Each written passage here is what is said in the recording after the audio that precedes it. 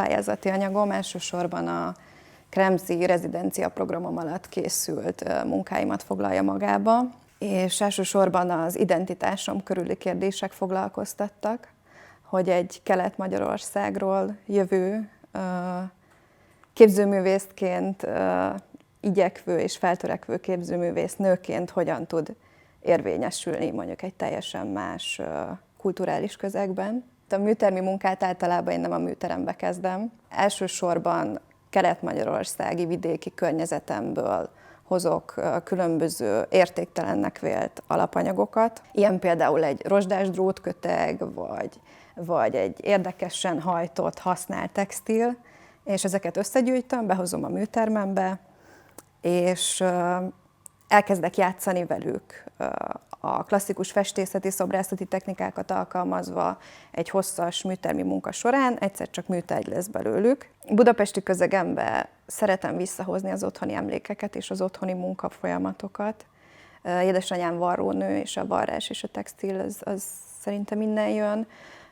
Papám nagyon sok kőműves munkát végzett, tehát ez a különböző anyagok kenése, nekem ez nagyon ismerős, és én részt is vettem ezekbe a munkafolyamatokba. Vagy amikor apukámmal árasztottuk a krumpliföldeket, tehát van egy ilyen konkrét emlékképem, amikor nyár van, ugye vízzel fel kell árasztani ezeket a krumplisorokat, hogy jól beszívja a nedvességet, és így kicsi vagyok, kb. 6 éves, és így tért föléig süllyedtem a meleg földbe, tehát ezekből az emlékekből táplálkozok. A legmeghatározóbb művészeti élményem a kora gimnazista koromból Bak Imre, Bukta Imre, tehát Bukta Imre adta meg nekem azt, hogy ez a téma igenis legális a művészeti közegben is, ez a vidéki identitás.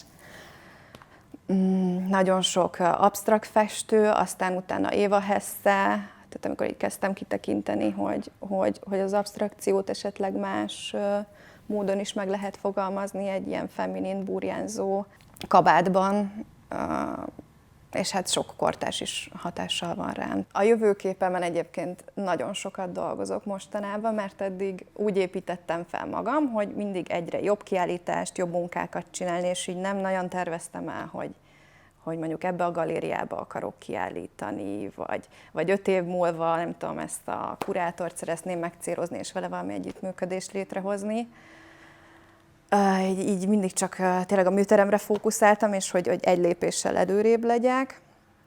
És mostanában kapok olyan lehetőségeket, amik így arcon vágnak, és így újraírják azt a képet, amit kialakítottam magamról, és valószínűleg az nem helyes, vagy hogy alul értékelem magam, és most dolgozok azon, hogy ezzel így egálba kerüljek, és hogy ilyen 5-10 éves karrierterveket is fel tudjak magamnak vázolni, vagy meg merjek álmodni magamnak. Festőművészként végeztem az egyetemen, és még mindig így gondolok a képeimre, mint valahogy így a szobrászat és a festészet közti objektek, és nagyon festői aggyal gondolkozok, tehát úgy, ahogy egy festő valamit lefestek, hozzárakok, még nem elég jó a kompozíció, tehát egyrészt döntök így kompozíció szempontjából, színek egyensúlya, formai egyensúly, tehát ez a klasszikus vonal. Mindig ott állok meg, amik jelentenek számomra valamit, vagy valami emléket felidéznek bennem, és hogyha megvan az az emlék, akkor arra a képre építek már nem ilyen ösztönösen, hanem kicsit konceptuálisabban. És akkor így forognak ezek a döntések, és amikor eléri azt az állapotot, hogy már se hozzáadni, se elvenni nem kell, már egy komplex gondolat és egy esztétikai egység is helyreállt benne, akkor van kész. De ez még gyanús, tehát nem mindig hagyom ilyenkor abba, kell egy kis távolság, tehát van olyan, hogy azt hiszem, hogy kész van egy munka, de 3 hét múlva rájövök, hogy ez nem így van, és még tovább kell gyűrni. Nem csak a saját verziómat veszem alapul, hanem hogy a néző vajon mit gondolhat erről a munkáról. És van, hogy behívok embereket, hogy na mondd el, hogy neked mit jelent ez a munka. És majd ilyen sokszoros beszélgetések után döntöm el, hogy na akkor ez kész van, vagy sem. A legfrissebb munkám a Hozzávalók című kerek objektem, és ezt a Kremszi rezidencia programom alatt készítettem. Nagyon személyes és nagyon közel áll hozzám ez a munka, mert abban az időszakban készítettem, amikor identitáskrízisen mentem keresztül az ösztöndíjam során, és nagyon kerestem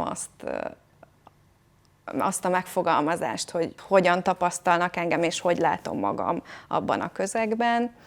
És ez a munka egy ilyen nagyon feminin, burjánzó, földből, textilből, kicsit így a vérre, de mégis egy ilyen dekoratív, rózsaszínes színre hajazó, beáztatott, gyűrt textil, még azt hiszem a mételepről hozott ilyen fémforgácsból áll. Úgy tekintek erre a munkára, mint egy önarcképre. Számomra nagyon fontos üzenet, vagy egy ilyen misszió, hogy ezt a peremvidéki identitást, vagy ezt a hátrányos helyzetet új perspektívába helyezzem.